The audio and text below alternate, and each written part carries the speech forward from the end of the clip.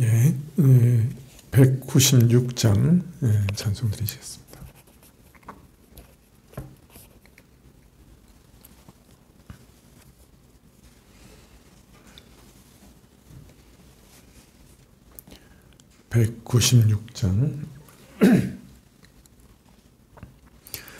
날 구원하신 예수를 영원히 찬송하겠네.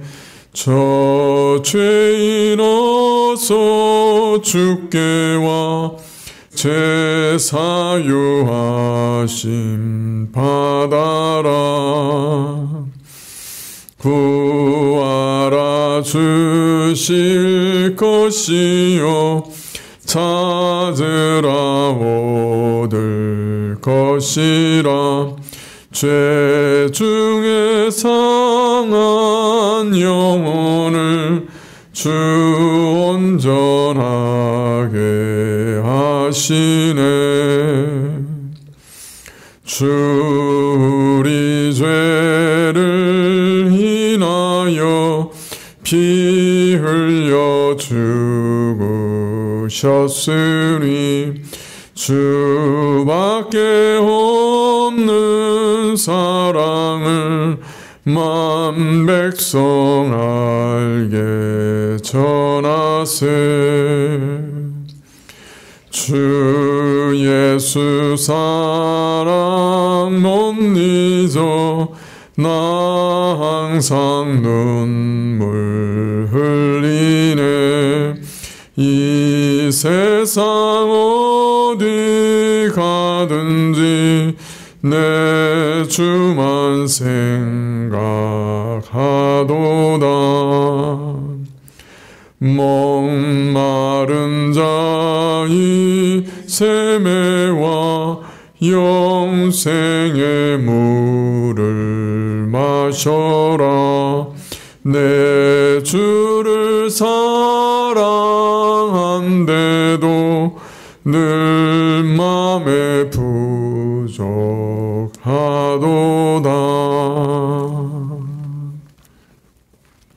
454장입니다.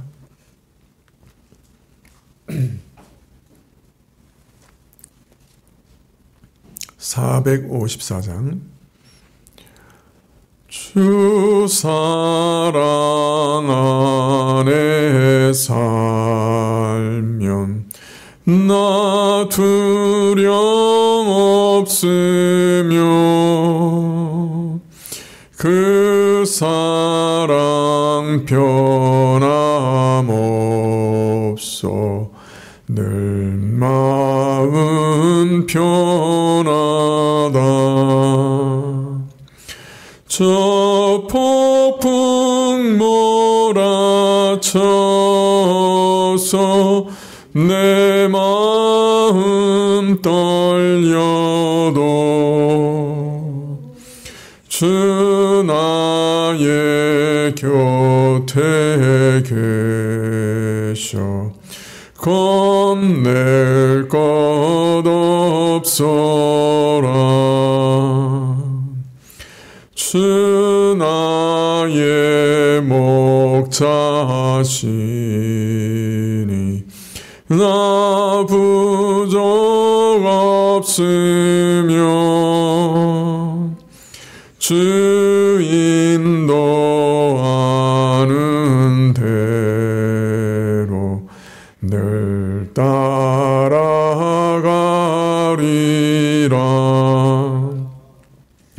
그 지혜 나를 깨워 내 앞길 밝히니 나 주의 길을 따라 주 함께 살리라. 저 넓고 푸른 동산 내 앞에 열리고 그 구름 거쳐 새하늘 보인다.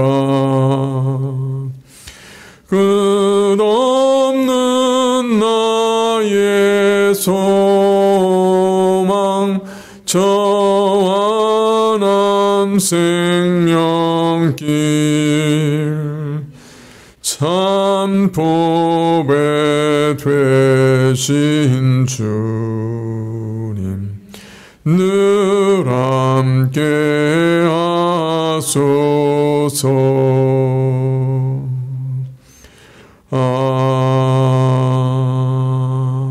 아멘. 네, 기도하시겠습니다. 네, 아버지 하나님, 네, 오늘도 주중에 저희를 불러 주님을 예배하게 하시니 참으로 감사합니다.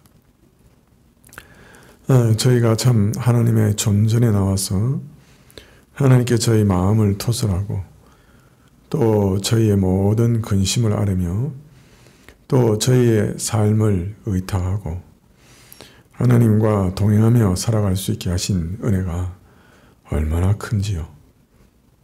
천지를 지으신 분을 독대하며 하나님과 인격적인 만남을 갖게 하시고 또 저희 소망을 아랠 수 있게 하셨는데 참 이것이 얼마나 크고 놀라운 일인지요.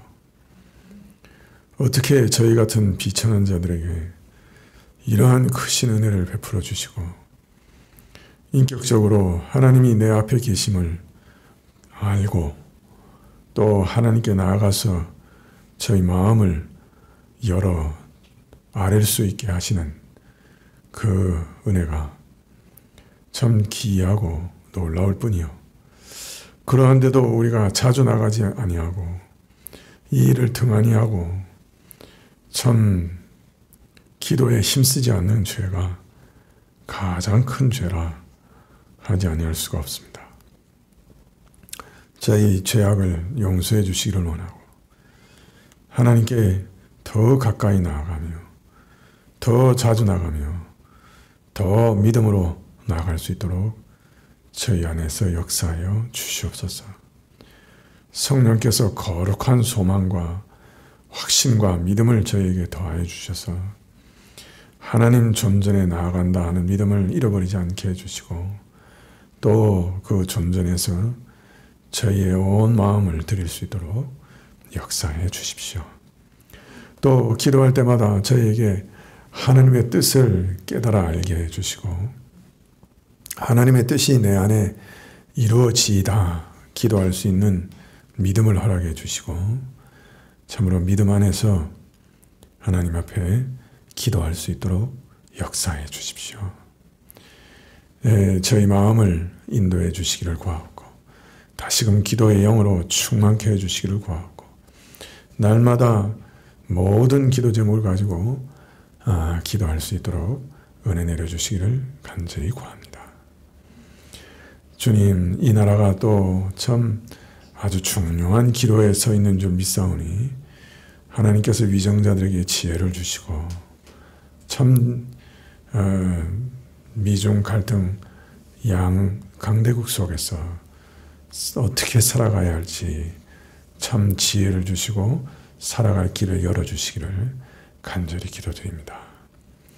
경제적으로도 너무 어려워지지 않도록 주님께서 다시 수출도 회복할 수 있게 해주시고 이 나라의 경제가 무너지지 않도록 역사해 주십시오. 오늘도 말씀 주시기를 구할 때 예수님의 이름으로 기도합나이다. 아멘. 말씀은 민수기 11장 1절부터 3절까지 말씀입니다.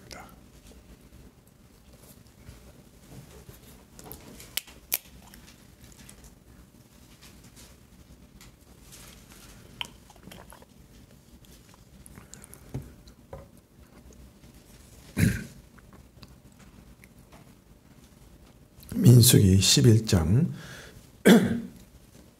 1절부터 3절까지 한 절씩 교독하시죠. 백성이 여호와의 들으시기에 악한 말로 원망하며 여호와께서 들으시고 진노하사 여호와의 불로 그들 중에 붙어서 진 끝을 사르게 하시며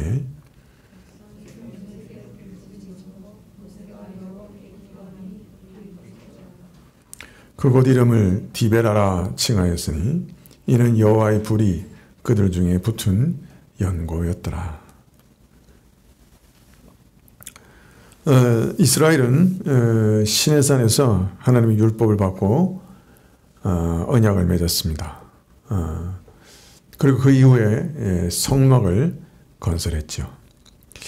오늘 이 민수기는 이러한 이스라엘을 하나님께서 군대로 소집하시고 그 남자들을 군대로 계수하신 일에서 시작해서 하나님의 도우심과 인도하심과 보호하심을 따라서 이제 광야를 거쳐 가나안으로 여행을 시작하며 또 그 광야 여행을 거쳐서 요단강 동편을 점령하고 이제 요단강을 건너가기 직전까지 일들을 쭉 기록하고 있습니다. 그런데 오늘 말씀은 이런 와중에 일어났던 어떤 사건을 하나 기록하고 있습니다. 이스라엘은 시내산을 출발해서 하나님의 군대로 이 광야를 힘차게 행진해 나가기 시작했습니다. 언약궤를 앞세우고 여호와의 구름과 함께 구름 기둥과 함께 여행을 시작했는데 바로 그때 오늘 이 사건이 기록되어 있습니다. 백성들이 악한 말로 불평하고 원망하니 하나님께서 진노하사 이스라엘을 불사르셨다. 그렇게 말씀하시고 참 이런 급박한 데에 모세가 하나님께 간절히 탄원하니 하나님의 진노의 불이 사그라졌다. 그런 내용을 기록하고 있습니다. 이런 내용이 갑자기 이스라엘이 이제 진을 갖추어서 힘차게 행진을 딱 시작하자마자 이런 내용이 갑자기 탁 튀어나옵니다. 여기 보면 그저 백성들이 악한 말로 불평했다.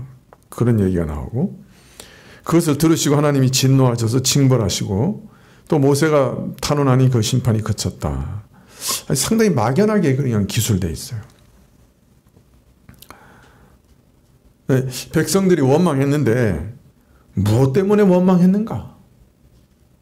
그 원인이 기록되어 있지 않고 무슨 말로 원망했는가? 원망하는 말도 기록되어 있지 않습니다. 그러니까 원망했다는 말은 기록되어 있는데 그것에 대한 구체적 사건은 하나도 기록되어 있지 않습니다. 모세가 또 탄원했는데 어떻게 탄원했는가? 어떤 기도를 드렸는가? 그런 내용도 전혀 기록되어 있지 않습니다. 말하자면 구체적인 상황에 대한 진술과 묘사는 전혀 없고 그저 사건이 이렇게 전개됐다 하는 어떤 틀만을 우리에게 제시해주고 있는 것이죠. 그리고 민수기 11장 4절 이하부터는 본격적으로 좀 더 구체적인 내용들이 쭉 나옵니다. 이스라엘이 원망하고 불평하고 반역하고 범죄한 사건들이 계속해서 이어져 나오죠. 자, 이런 서술 형식을 봐서 이 민수기 11장 1절부터 3절까지의 내용은 어떤 구체적 사건을 우리에게 어떤 구체적 사건의 내용을 우리에게 전달해 주려고 하는 것이 목적이 아닌 것 같아요. 물론 분명히 그때 이 사건이 있었죠. 디베리아에서 이 사건이 있었던 건 분명한데 그러나 오늘 이 말씀은 디베리아에서 일어난 사건의 구체적인 내용을 우리에게 전달하는 데 있지 않은 것 같아요. 그럼 왜 이것을 기술하셨느냐? 이 기술의 목적이 뭐냐? 그게 문제죠. 어떤 분명한 사건이 있었지만은 악한 말로 불평하는 그런 일이 있었지만은 그러나 어떤 구체적 사건을 알리는 것이 기록 목적이 아니라고 하면 이 사건을 기록한 목적이 도대체 무엇일까? 이후에 쭉 이제 이스라엘의 배반을 아주 구체적으로 쭉 기록하고 있는 걸 봐서는 이 사건은 어떤 구체적 사건을 알리는 것이 목적이 아니라 어떤 이 사건을 통해서 드러난 어떤 이스라엘의 근본적인 성격,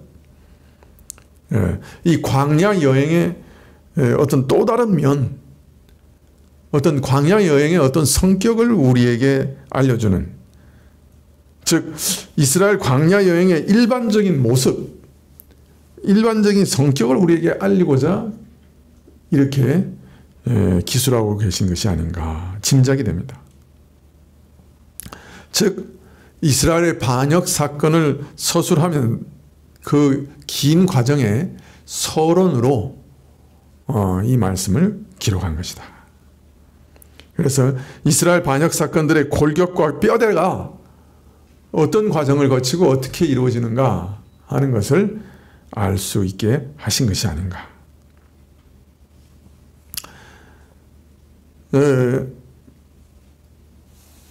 만일 이 사건만을 그저 하나 알리고 이런 사건이 있었다 하는 것을 우리에게 가르쳐 주시려고 하셨다고 하면 백성들이 어떻게 불평했고 무슨 말로 악행을 행했고 모세는 또 어떻게 탄원했고 하는 상세한 내용들이 나왔을 거예요. 이후의 말씀들처럼.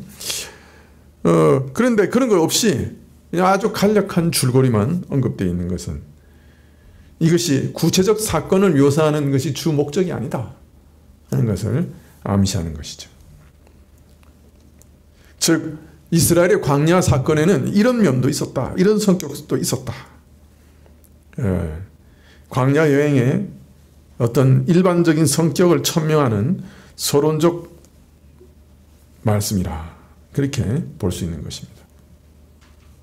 즉 말하자면 이스라엘의 광야 여행은 백성들의 불평과 원망, 이에 대한 하나님의 진노하심, 이를 보고 모세가 하나님께 탄원하고 이와 같은 탄원을 들으시고 하나님께서 용서하시는 일이 계속해서 반복되는 여행이기도 하였다 하는 말이죠. 즉 이제 하나님의 백성으로서 하나님과 동행하면서 가나안을 향해 출발하는 이 하나님의 군대가 좀 성막을 갖추고 질서정연하게 대오를 갖추고 각 지파마다 순서를 정해서 사면을 호위하고 성막을 사면을 호위해서 광야를 힘차게 전진해 나가는 참 멋있는 모습, 훌륭한 모습, 그것이 한 면이라고 한다면 이 훌륭한 모습 이면에 이런 면도 있었다. 이런 이스라엘의 반역도 있었다 라고 하는 것을 서론적으로 말씀해 주고 있는 것이라 할 수 있을 것입니다. 그래서 제가 민수기의 요절을 만일 정한다고 하면은 백성을 계수하라 명령하신 그 명령과 함께 이 민수기 11장 1절부터 3절을 그 하나의 요절로 선택해야 할 것이라 생각이 듭니다. 예, 그 만일 뭐 주석을 하나 쓴다든지 할 때는 이제 요절을 앞에 쓰거든요. 예. 민수기에서 요절을 뽑아낸다면 민수기의 전체적인 성격을 잘 드러내는 말씀은 뭘까? 이 11장 1절부터 3절의 말씀이 요절이 될 것이다. 그렇게 생각을 합니다. 그래서 원래 이번 주에 읽은 말씀 아니지만은 이게 민수기의 요절이 될 것이라 생각해서 한번 설교를 하려고 생각을 했습니다. 하나님께서는 출애굽한 이스라엘을 시내산에 부르셨습니다. 그리고 율법을 주셨죠. 또 언약을 맺었습니다. 거룩한 삶의 도리를 또 가르쳐 주셨습니다. 그리고 이제는 거룩한 전쟁을 수행하는 하나님의 군대로 만드시고 가나안을 향해 진군하게 하셨지요. 그 위에 하나님의 불기둥과 구름기둥으로 함께 하셨고 그들을 인도하시고 보호하셨습니다. 참 이런 대단한 모습, 이런 영광스러운 모습을 그 어디서 찾아볼 수 있겠습니까? 세계 역사 가운데 이런 대단한 능력과 영광을 맛본 민족이 어디 있습니까? 하나님의 구원을 경험했습니다. 성령을 경험했습니다. 성령께서 새롭게 하시는 은혜를 경험했습니다. 이스라엘처럼 또 우리 신자처럼 놀라운 구원을 얻은 사람이 세상에 어디 있습니까? 그런데 이스라엘에는 또 다른 모습이 있었어요. 매우 의외예요. 이처럼 하나님께서 동행하시고 그 영광을 날마다 보여주시고 만나를 메추라기를 먹여주시고 하나님이 보호하시고 도와주시는데 뭐가 부족할 게 있겠어요? 더 이상 바랄 것이 없을 것 같은데, 완전한 모습인 것 같은데. 그런데 이 광야 여행에는 전혀 다른 모습이 함께 있었던 거예요. 아주 의외의 모습이 함께 있었던 이스라엘에. 우리 신자들에게도 마찬가지예요. 아주 의외의 모습들이 있다.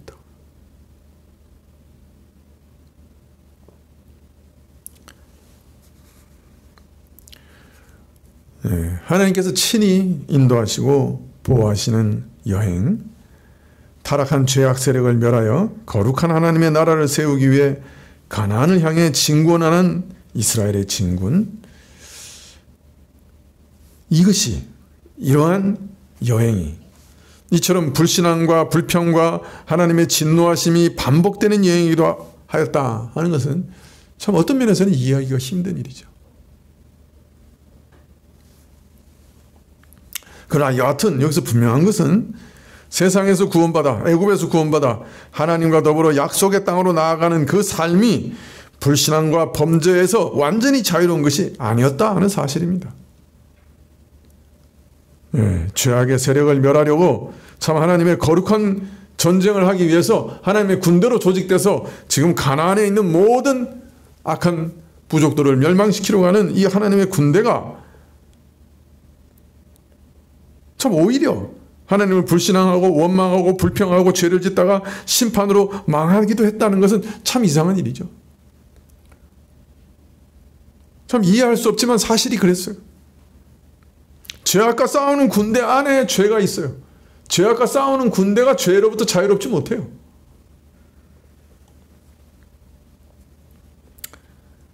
야, 이렇게 시작해도 되나? 이런 사람들이 가나안에 들어가도 되나? 하는 생각이 금방 생길 만한 그런 모습을 계속해서 보여주고 있습니다. 사실 이스라엘은 광야 여행 중에 거듭 불신앙으로 불평하고 원망하다가 하나님의 진노의 심판을 많이 받습니다. 특별히 가나안에 들어가라고 하는 명령을 거부하고 불순종하여 40년 동안 광야를 방황하는 그런 참 하나님의 진노하심을 받았죠.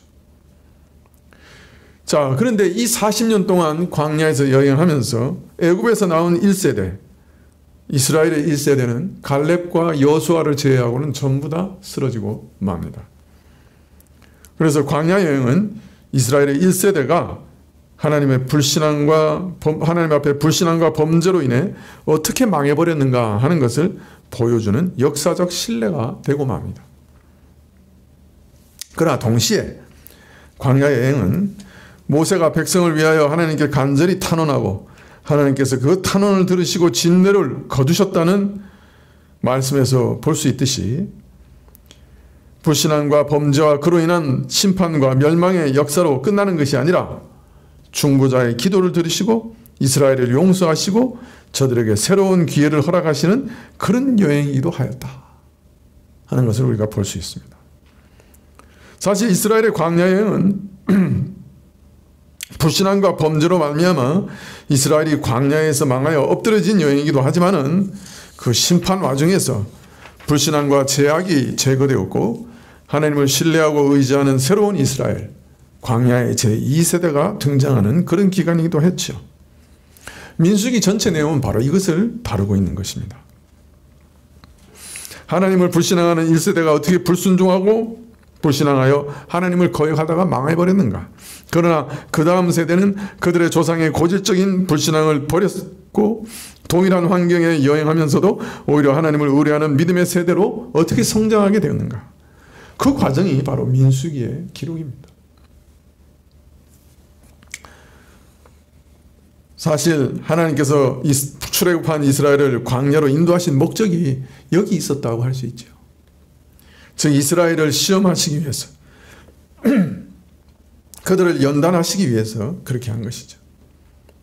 이스라엘로 하여금 하나님의 끊임없는 은혜 베푸심에도 불구하고 거듭 반역하는 자신의 모습을 통해서 저들이 자신들의 불신앙과 죄악의 실상을 깨닫게 하시고 또 불신앙과 범죄가 어떻게 하나님의 진노를 불러일으켜 이스라엘로 망하여 엎드러지게 하는지 두 눈으로 목도하게 하시고 체험하게 하심으로써 불신앙과 죄악을 벗어버리고 끊어버리고 그들에게 베푸시는 하나님을 신뢰하고 의지하는 새로운 이스라엘의 모습을 이루는 것이 광야 생활의 여행의 목적이고 하나님께서는 이처럼 이스라엘을 시험하시려고 연단하시려고 광야로 인도해 오셨던 것입니다.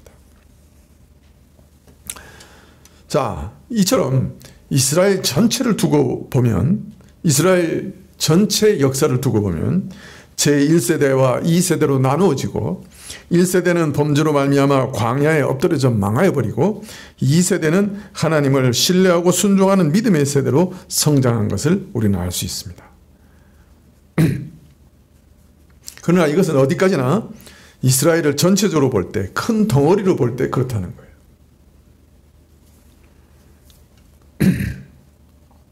이스라엘에 속했던 각 개인을 두고 보면 얘기가 조금 달라집니다.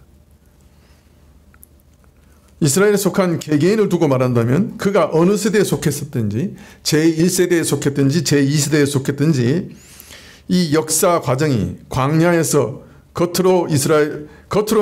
광야 여행이 겉으로는 이스라엘에 속하였으나 항상 불신앙과 원망과 불평으로 하나님을 거스르다가 영영 망해버린 그런 경우가 있고 1세대든지 2세대든지 간에 또 그 중에는 믿음을 따라 신실하게 산 사람도 있고 또 반면 일시 범죄하였다가 죄를 깨닫고 회개하여 용서의 은혜를 입어 성결하게 다시 살게 된 성도의 모습을 회복한 사람들도 있었을 겁니다.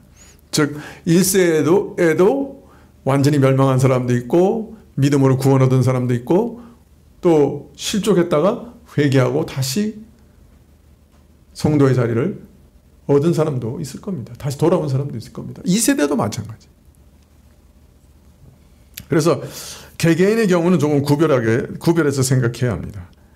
그 광야 세대를 가리켜 하나님께 불순종해서 다 엎드려 죽었다. 그러니까 애굽에서 나온 사람들은 무조건 그때 20세 이상으로 있었던 사람들은 다 구원 못 받았다. 망해서 죽었다. 이렇게 얘기하면 그것은 올바른 이해가 아니죠. 애굽에서 나온 사람 중에도 모세도 구원 얻었죠. 여수와 갈렙만 구원 얻은 거 아니고 아론과 미리암과 모세 이거 다 광야에서 죽은 사람이지만은 그 사람들이 구원 못 받았다. 그렇게 말할 수 없겠죠. 그러므로 1세대 안에도 많은 사람들이 참된 믿음으로 구원을 얻었다고 봐야 되겠죠. 그러므로 1세대 전체를 보면 하나님께 불순종하다가 멸망한 세대지만은 그러나 그 와중에 또 하나님의 은혜를 입어서 회개하고 돌이키고 또 그래서 구원 얻은 사람들이 많이 있었을 겁니다. 2세대라고 해서 다 신실한 사람인가요? 그렇지 않죠. 나중에 여호수아서에 보면은 가나안에 들어가자마자 하나님이 명령하셔서 절대로 그죠? 여리고의 물건을 취하지 말라 그랬는데 아간이라고 하는 사람 그거 물건을 훔쳐가지고 자기도 망하고 이스라엘도 망하게 했죠. 2세대 안에도 불순종하고 멸망할 사람들 거기 다 섞여 있었던 거죠. 그래서 전체적인 흐름을 봤을 때는 1세대, 2세대 이렇게 나눌 수 있지만 개개인을 봤을 때는 또 개개인도 매우 다르게 그 가운데 은혜를 입은 자도 있고 원망과 불평 가운데 죽은 자들도 있다 하는 것을 알 수가 있습니다. 왜 이런 말씀을 드리느냐? 그것은 이런 모습이 오늘 우리 신자들 모습과도 크게 다르지 않기 때문에 그렇습니다. 우리 역시 근본적으로는 오늘 교회의 모습들이 이러하다고 말할 수가 있습니다. 하나님께서 왜 우리로 광야같이 메마른 곳을 여행하게 하실까요? 왜 그 평안한 삶을 살도록 허락하지 않으시고 이 신자들도 이 땅에서 온갖 어려움과 위험과 환난이 끊임없이 닥치는 그런 험난한 삶을 살게 하시는 걸까요?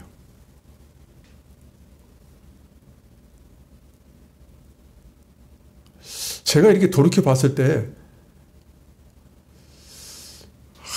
정말 아무 일 없이, 교회에 정말 아무 일 없이 목사 마음이 정말 편하고 모든 교인들이 참 편하다.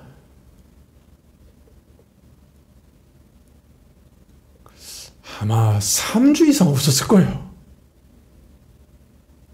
제 기억에. 그런 게 3주라도 있었나? 제가 목회해 오면서 없었던 것 같아요.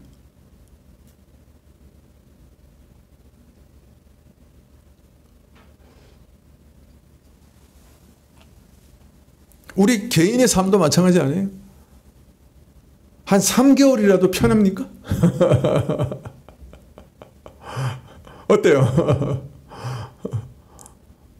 근심 없는 때가 한 3개월이라도 있어요? 한번 손 들어볼까요? 눈 감고. 한 3개월씩은 있었다.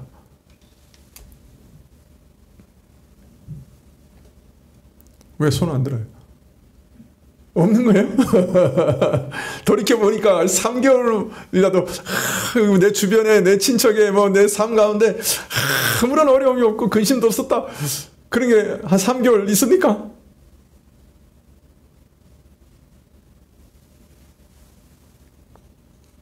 왜 그렇게 하시는 거예요?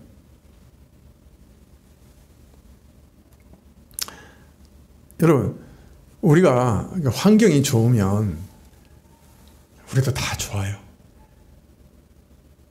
어떤 면에서. 대체로 사람들이 선량하게 살아갑니다. 쌀떡에서 인심 난다고, 그죠? 먹을 게 풍족하고 건강하고 어려움이 없으면 그 사람 괜찮은 사람이 같이 보여요. 자기도 그렇게 생각이 들죠. 뭐 내가 법도 없이 살고 뭐 괜찮지. 예배 드리고 하나님 섬기고 감사하다고 그럽니다.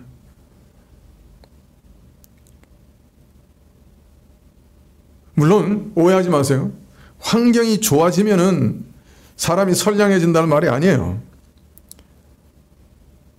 비교적 의식주가 만족이 되고 좀 평안하면 사람이 그렇게 희한하지는 않죠. 근데 의식주가 부족하거나 전쟁이나 기근을 통해서 당장 굶어 죽을 것 같은 형편이 되거나 생명이 위협을 받거나 그럼 민심이 흉흉해지고 살기가 번쩍번쩍하지요. 사람도 희한해져요. 그래서 환경이 좋으면 대체적인 의미에서 인간이 덜 악하게 보입니다. 겉으로 평안하면 속에 숨은 죄악이 속으로는 골마 터지고 썩이다 문드러져도 겉으로 잘 안 드러나죠. 어떤 면에서 우리나라와 이 서구 사회가 지금 그 모양이죠. 속으로는 썩어 문드러지고 있지만은 먹고 입고 사는 걱정은 좀 없으니까 그 인간성 자체는 완전히 지금 썩어 문드러져서 무너져 가고 있지만은 여하튼 외적 환경이 좋으니까 그 죄악이 그렇게 막 쏟아져 나오지는 않아요. 아직까지.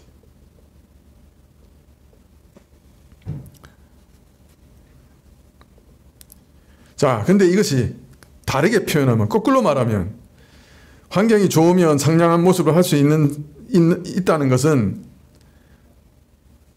환경이 좋으면 우리 속에 숨어있는 흉악한 죄악의 모습이 오히려 은폐되어서 잘 드러나지 않는다는 거예요. 우리가 흔히 경험합니다마는 평소에 보면 아주 선량한 사람이고 법 없이 살 것 같은 사람인데 아주 온순한 사람인데 뭔가 자기에게 조금이라도 손해가 되고 하면 동사무소에서 공무원들 앞에서 소리 지르고 악을 지릅니다. 고함을 지르. 삿대질하고. 험난한 일을 만나게 되면 표독하게 되고 잔인하게 됩니다. 그렇게 변해요. 좋은 환경에서 잘 드러나지 않던 죄악이 험난한 경우가 되니까 은폐되었던 게 정체를 확 드러내는 거죠.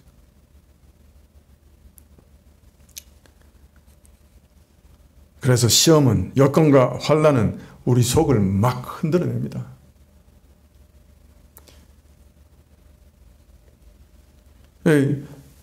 물병 속에 흙탕물을 이렇게 집어넣어 놓으면 가만히 놔두면 이게 싹 가라앉아 있습니다. 맑은 물처럼 보이죠. 와서 누가 확 흔들면 그 밑에 깔려있던 것이 정체가 확 드러나고, 마찬가지죠. 우리 삶을 이렇게 확 흔들면 우리 속에 있는 정체가 확 드러납니다. 숨겨놨던 게, 나도 몰랐던 게 깜짝 놀라죠.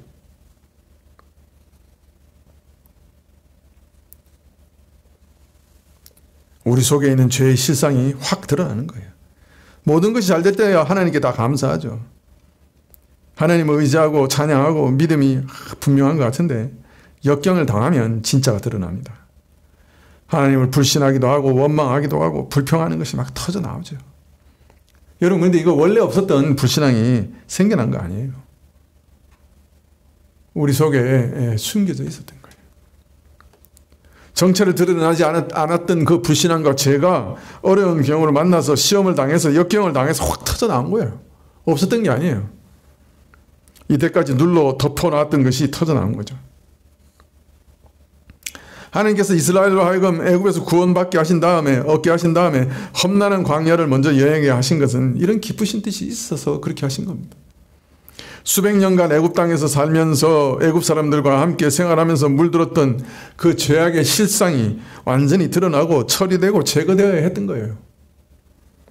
그런데 우리 죄악의 실상을 가장 빨리 근본적으로 철저하게 드러나는 방법이 뭐냐? 바로 광야예요. 고난이에요. 환난이에요. 핍박이에요. 부족함이에요. 가난이에요. 어려움을 겪을 때 그때 우리 모습이 확 드러납니다. 하나님께서는 광야에서 이것을 드러내셔서 이것을 처리하고자 하신 것이죠.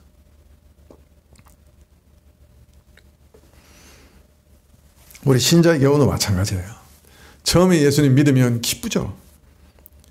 참 성령을 충만하게 받고 이 천국의 백성이 되고 내가 하나님의 자녀가 됐다. 참 이런 놀라운 복음이 어디 있느냐. 기쁘죠. 내가 그리고 아주 크게 변화됐다고 생각해요. 계명을 읽어보니까 정말 이런 계명이 없어. 이렇게 살면 뭐 이게 천국이지. 근데 어려운 일을 당하면 정체가 드러나요. 그 계명 안 지켜요. 원수를 사랑해요. 천만의 말씀.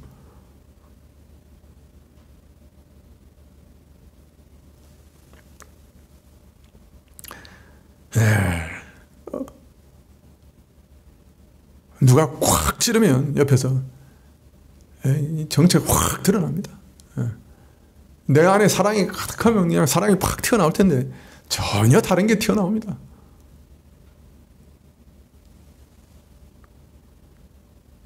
그런 일을 통해서 꼬당꼬당 여지없이 넘어지는 우리 자신을 통해서 내가 누구냐? 내가 얼마나 연약한 자냐? 참 핍박을 당하고 어려운 일을 한번 당하고 억울한 일을 한번 당하면 뒤집히죠. 사람이. 눈이 뒤집히죠. 교회 안에서도 마찬가지예요. 뭐 억울한 소리 하나 들으면 뒤집혀버리죠. 못 참죠. 희한한 모습을 보이죠. 불신자보다 더하면 더했지 덜할 것도 없어요. 악독이 끓어오르는 모습이 드러나죠. 근데 문제는 신앙생활이 계속되면 될수록 시험이 더 깊어지고 강해지고 철저해져요. 그래서 우리 안에 있는 걸 철저하게 드러냅니다. 우리 마음속 가장 깊은 곳에 있는 것, 우리도 몰랐던 것, 그 숨어있는 죄악을 하나님께서 이렇게 탁 건드려 내십니다. 숨어 있어서, 죽은 채 엎드려 있어서 마치 죄가 없는 것처럼 나도 속는 것, 그걸 건드려 내셔서 그 정체를 드러내십니다. 그게 은혜죠. 시험은 이처럼 하나님께서 우리로 죄와 피 흘려 싸우게 하시며 그 은혜로 이기게 하시는, 한편으로는 괴롭고 고통스러운 때도 있으나 결국에는 우리가 온전히 다 순전한 믿음에 이르게 하시는 축복이죠. 우리 죄를 다 정결케 하시고 끝내는 온전함에 이르게 하시는 축복입니다. 원래는 망해야죠. 원래는 그 죄된 모습에서 멸망해야죠. 그러나 우리 안에는 항상 우리를 위해서 대언하시는 대언자가 계시거든요. 모세가 이스라엘을 위해 대언했던 것처럼 우리 정체가 드러날 때도, 우리가 어떤 사람인지 드러날 때도, 신자라고 하는데도 고만 곡골인 것을 드러날 때도 우리를 위해 대언하시는 분이 계시거든요. 우리를 위해 기도하시는 분이 계시거든요. 그래서 우리가 멸망하지 않아요. 모세가 그랬던 것처럼 오늘 하나님 우편에서 바로 나를 위해 기도하시는 분이 계시거든요. 하나님, 내가 저를 위해 죽었습니다. 저가 저렇게 원망하고 저렇게 배신하고 저렇게 범죄하고 저렇게 악독하지만은 내가 저를 위해 피 흘렸습니다 하고 기도하는 분이 계시거든요. 그래서 멸망치 않는 거예요. 자, 그러니까 우리는 낙담하지 말아야 돼요. 어떤 일이 있어도 낙담하면 안 돼요. 우리 죄의 정체가 다 드러날 때 참 신자 양심이 있으면 비참해지죠. 참, 난 아닌가고요? 나는 아닌가고요? 아니, 어떻게 믿는다고 하는데 이럴 수가 있어? 아니, 근데 믿는다고 하는데 어떻게 이렇게 믿지 않는 사람들보다 더해? 어떻게 믿는다고 하는데 어떻게 이렇게 악해? 어떻게 믿는다고 하는데 이렇게 탐심이 들끓어? 어떻게 믿는다고 하는데 이렇게 음란해? 어떻게 믿는다고 하는데 거짓돼? 여러분, 그럴 때도 낙심하면 안 돼요. 하나님이 광야에서 그거 들춰내시는 것이 목적이듯이 우리를 당장 안 죽이시고 이 땅에서 여러 가지 고난 가운데, 고통 가운데 계속 신앙생활을 하게 하신 게 이게 목적이에요. 우리 속에 있는 거 이렇게 드러내시는 거예요. 그러면 그때서야 내가 알아요. 야, 내가 대단한 죄인이구나. 진짜 뼛속같이 죄가 물들어 있구나. 그러나 그때 여러분 낙심하면 안 돼요. 나는 아닌가 보다. 내가 이런 거 보니까 진짜 나는 아닌가 보다. 신앙을 떠나서는 안 됩니다. 오히려 그때 하나님께 더 매달려야죠. 하나님, 내가 나를 이 모습 이대로 내버려 두시고 내가 이대로 죄 가운데 죽으면 제가 어디로 가겠습니까? 저는 그리스도의 은혜밖에 없습니다. 저는 하나님이 나를 살려주시지 않으면 전 죽을 수밖에 없어요. 저는 하나님의 은혜가 아니면 살 길이 없습니다. 제게 성령으로 충만하게 안 해주시면 저는 이거 벗어날 길이 없어요. 하고 하나님께 더 매달려야 됩니다. 그래서 성령 하나님의 도우심을 얻어서 새롭게 해주시도록 회개하고 하나님께 매달려야 돼요. 성령의 충만함을 구해야 되는 거예요. 더욱더 내가 어떤 사람인지 할수록 더욱더 우리가 어디로 갈 거예요? 유다처럼 하나님 배신하고 지옥으로 갈 겁니까? 아니면 베드로처럼 저주하고 부인했어도 제가 어디로 가겠습니까?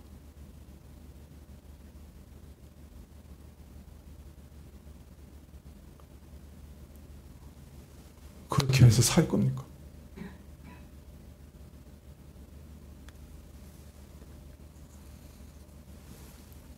동시에 우리 삶에 시험이 계속되고 어려움이 계속된다 할지라도 하나님께서 나를 버리셨다, 결코 생각해서는 안 됩니다. 오히려 신자들에게는 광야 같은 경험이 얼마든지 있을 수 있습니다. 아니, 어떤 의미에서 자주 있을 수 있습니다. 그걸 깨달아야 돼요. 어려움 속에서, 시험 속에서, 고난 속에서도, 그래서 오히려 더 하나님을 붙들어야 합니다. 하나님의 구원을 경험하고 도우심을 경험하는 신자들이 되어야 하는 거예요. 나를 위해 기도하시는 우리 예수님이 있으니 나도 낙심하지 않고 같이 기도하는 거예요. 하나님은 광야 같은 상황 속에서도 물도 없고 음식도 없고 정말 죽을 수밖에 없는 속에서도 영적으로도 영원히 마시는 물도 없고 영원히 먹을 수 있는 음식도 없는 그런 광야 속에서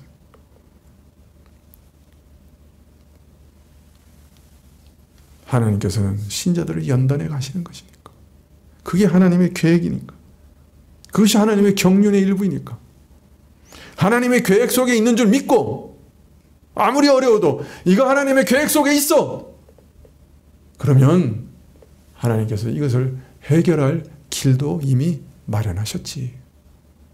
나를 구원하실 길도 이미 마련하셨지. 다 알고 계시지. 기다리자. 아이, 죽으면 천국인데 기다리자. 하나님은 어떻게 하시는지 기다리자. 최악이라도 천국인데 기다리자.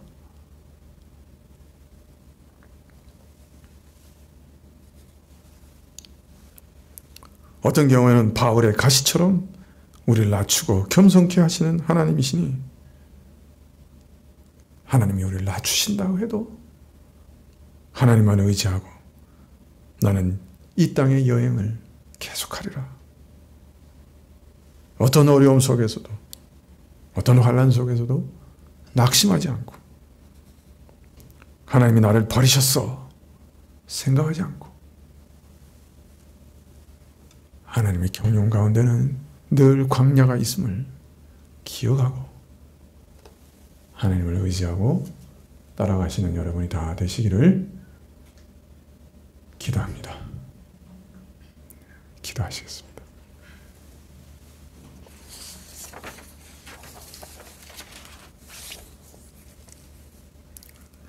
신자의 신앙생활 그 여정 속에는 하나님께 나와 예배드리며 가까이 나아가 기도하며 하나님의 사랑을 경험하며 하나님의 군대로서 하나님을 위해 영광을 돌려드리며 교회의 영광과 아름다움을 경험하는 그런 긍정적인 면도 있지만은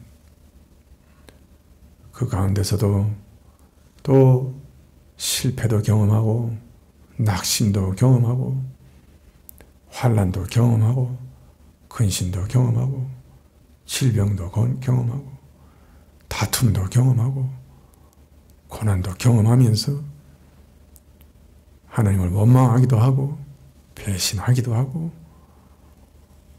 하나님을 진노케 하는 그런 일도 있는 줄 압니다. 그러나 그 와중에서도 우리에게는 참 하나님 우편에 계시는 든든한 중보자가 계시니 우리가 그 가운데 멸망하지 않을 줄 믿고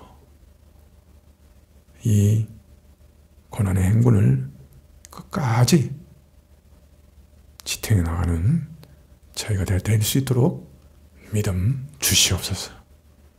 어떤 상황에서도 낙망하지 않게 하옵시고 우리 자신의 정처를 발견했을 때도 두려워하거나 낙망하지 않게 해주시고 자기 자신을 두려워하며 하되 죄를 두려워하되 하나님은 두려워하지 않고 하나님만을 의지하는 저희들이 다 되게 하여 주옵소서.